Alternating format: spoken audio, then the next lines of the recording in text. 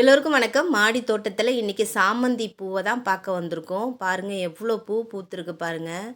எவ்வளோ மொட்டுக்கள் இருக்குது பாருங்கள். கிட்டத்தட்ட ஒரு ஆயிரக்கணக்கான மொட்டுக்கள் இருக்குது.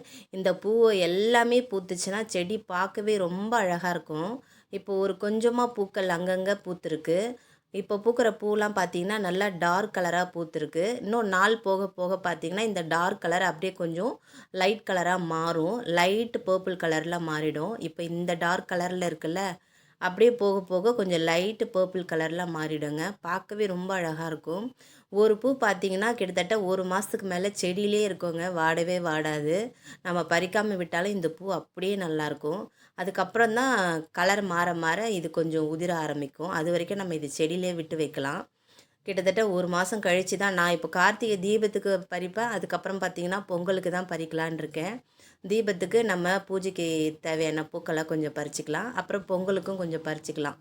அந்தளவுக்கு பூக்கள் இருக்குங்க. இது பார்த்திங்கன்னா இன்னொரு சாமந்தி. என்ன கலர் பூவே தெரியாமல் நினச்சிட்டு இருந்தேன். ஏன்னா வாங்கும்போது பூக்கள் இல்லாமல் தான் வந்தது.